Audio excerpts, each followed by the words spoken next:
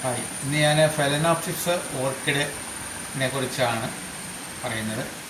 Phalaenopsis orchid നമ്മൾ കൂടുതലായിട്ടും വളർത്തുന്നത് ശരിക്കും അത് മരത്തിലാണ് വളർത്തേണ്ടത്. മരത്തിൽ വേര് പറ്റിപ്പിടിച്ച് തൂങ്ങി അത് കിടന്ന് അതിൻ്റെ പ്രകൃതിയുമായിട്ട് ശരിക്കും അങ്ങനെയാണ് ചെയ്യേണ്ടത്. ഫെലനോപ്സിസ് ഒരുപാട് കെയർ ചെയ്യേണ്ടതാണെന്ന് എല്ലാവരും പറയും. പക്ഷേ ഇതിൽ അത്യാവശ്യം വെയിലും മഴയൊക്കെ കൊണ്ട് ശീലിപ്പിച്ചെടുത്താൽ അത് നല്ലതാണ്. ഇതുണ്ട്. ഇതിപ്പോൾ ഞാൻ മരത്തിലാണ് പിടിപ്പിച്ചത്. ഇത് മരത്തിൽ 2 ചെടിയുണ്ട്.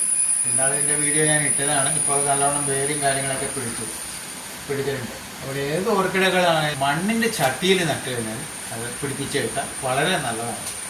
ഇതുണ്ട്. ഇത് കാറ്റ്ലിയ റെഡാണ്. ഇതെല്ലാം മൺചട്ടിയിലാണ് ശരിക്കും പിടിപ്പിച്ചിരിക്കുന്നത്. ഫെലനോപ്സിസ് ഓർക്കിഡ് ഞാൻ ഇനി മൺചട്ടിയിൽ പിടിപ്പിച്ചിരിക്കുന്നത് കാണിച്ചാണ്.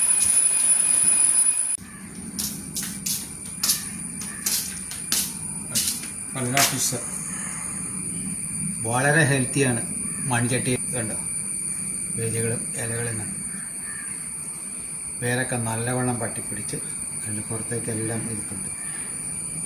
നമ്മൾ വലിച്ച് പറിച്ചെടുത്താൽ ഇത് പോവില്ല. ഈ ചട്ടിക്കകത്ത് വളരുമ്പോൾ കരിയിട്ട് മാത്രമാണ് നട്ടിരിക്കുന്നത്. വേറെ ഒരു മീഡിയവും അതിനകത്ത് നമ്മൾ ചേർക്കുന്നില്ല. കരിയാണ് കൂടുതൽ നല്ലത്.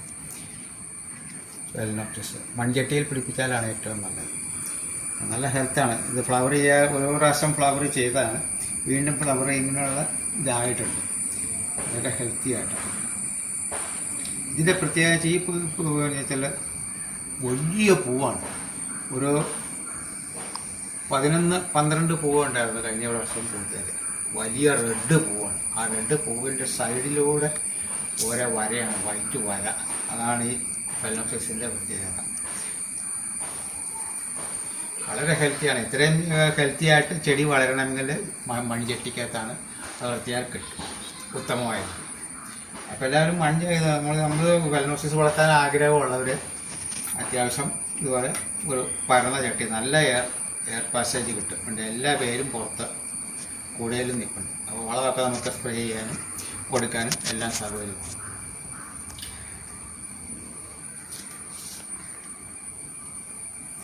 കൂടുതലും ഞാൻ എൻ്റെ ഓർക്കിഡുകൾ ചട്ടികളിലെല്ലാം മൺചട്ടിക്കകത്താണ് കൂടുതലും വെച്ചിരിക്കുന്നത്.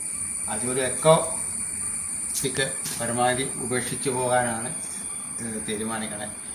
ഹോട്ടലിൽ നിന്ന് ഒഴിവാക്കി ഇതുപോലെ മണ്ണിൻ്റെ പോട്ടിൽ പോട്ട് ചെയ്ത് വയ്ക്കുക.